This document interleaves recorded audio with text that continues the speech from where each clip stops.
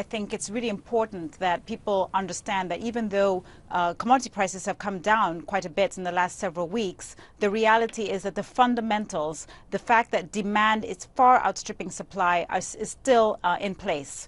If you look at the population growth, the increases in wealth, and the fact that there will be many more people living in urban areas over time, that push in demand is definitely not going to be able to be met by a supply of land, water, energy, and minerals as we know today. Well, China desperately does need these resources, considering its growth, considering it is now the world's second largest economy and no doubt has aspirations to be #1. It is going about securing vast quantities of these resources all over the world. What does that mean for the United States, the world's #1 economy, and for other countries? Well, so China has adopted a multilateral approach to securing resources, and I think it's really, really essential for people to understand that there are three key aspects of this approach.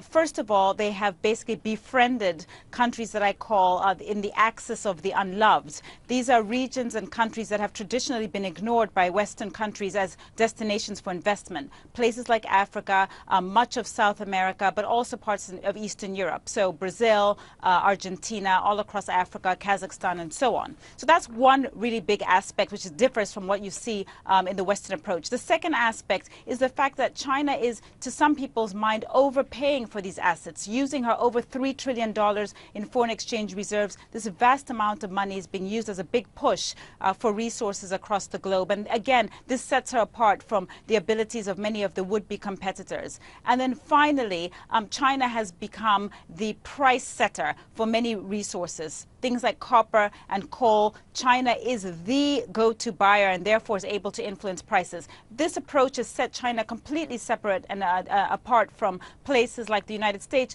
which have tended to adopt a unilateral approach to securing resources and, as we know, have opted to use military force, as we've seen in Iraq, for example.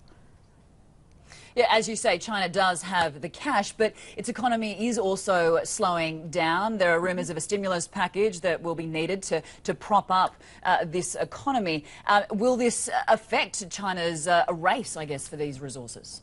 Well, look, the fact of the matter is there are going to be tactical changes all the time. Things are going to be bumpy as China progresses over her plans to, basically reduce economic poverty in that country.